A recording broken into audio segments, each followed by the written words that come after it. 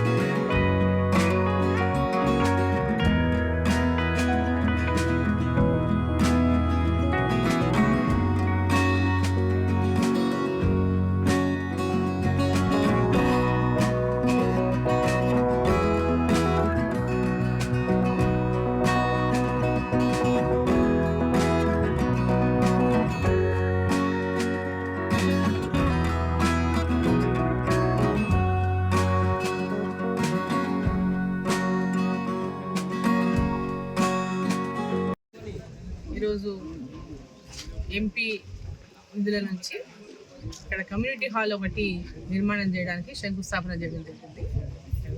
9 లక్షల విలువతో కూడినటువంటి ఈ యొక్క కమ్యూనిటీ హాల్ని మరి వాల్మీకుల అనేక అవసరాల కోసం, మల్టీపర్పస్ కోసమని దీన్ని ఈ యొక్క హాల్ని ఉపయోగించుకోవడం కోసం ఇక్కడ నిర్మాణం జరుగుతూ ఉంది. దాంట్లో ఈరోజు దాని శంకుస్థాపన కారణంగానే ఇక్కడ వాల్మీకి దాన్ని కూడా పూజించుకొని ఈ కార్యక్రమాన్ని ఇక్కడ శంకుస్థాపన చేసుకున్నాం. తొందర లోపలనే మరి దీన్ని పూర్తి చేసుకుంటూ మళ్ళీ శంకుస్థాపన ఈరోజు అయింది, ప్రారంభోత్సవం కూడా చేసుకుంటాం.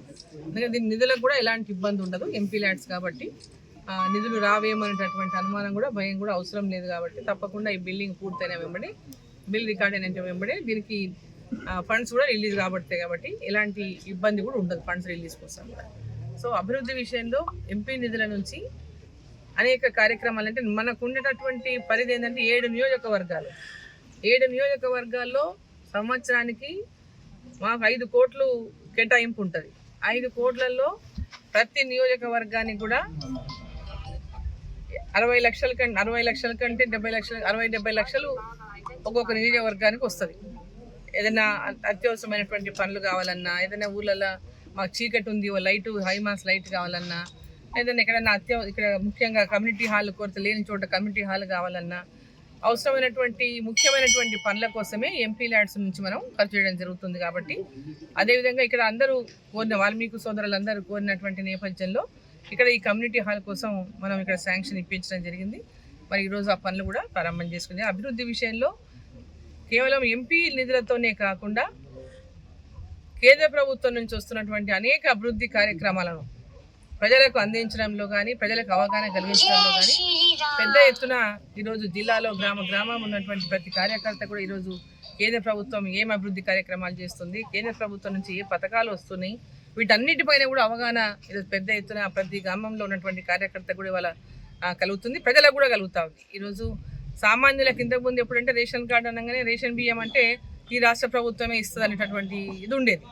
ఈరోజు ఒక రేషన్ కార్డు ఇచ్చినా, రేషన్ బియ్యం ఇచ్చినా నరేంద్ర మోదీ గారి ప్రభుత్వం, కేంద్ర ప్రభుత్వం నుంచి ఇవాళ ఉచితంగా ప్రతి పేదవాళ్ళకు కూడా ఉచిత బియ్యాన్ని అందజేయడం జరుగుతూ ఉంది. అదేవిధంగా అనేక కార్యక్రమాలు ఉన్నాయి. ఈరోజు కిసాన్ సమ్మాన్ నిధి కింద రైతులకు వాళ్ళ అకౌంట్లలో 2,000 3 సార్లు అకౌంట్లలో వేయడమే కానీ, ఎరువులు పెద్ద ఎత్తున సబ్సిడీ కింద రైతులకు ఎరువులు అందజేయడమే కానివ్వండి. అంటే సబ్సిడీ కింద అంటే ఒక్క ఎకరాకు కనుక రైతులు కనుక లెక్క వేసుకుంటే డిఏపి కానీ, యూరియా కానీ, అదేవిధంగా ఎన్పికే కానీ ఇవన్నీ కనుక ఎరువులు వీళ్ళు కొనేటటువంటి ఎరువులు ఒక ఎకరాకు వాళ్ళు వాడే ఎరువులు కిసాన్ సమ్మాన్ ఇది కనుక లెక్క వేసుకుంటే ఒక ఎకరాకి కేంద్ర ప్రభుత్వం ద్వారా ఒక్కొక్క రైతుకు 21 నుంచి 22 వేలు మిగులుతున్నాయి.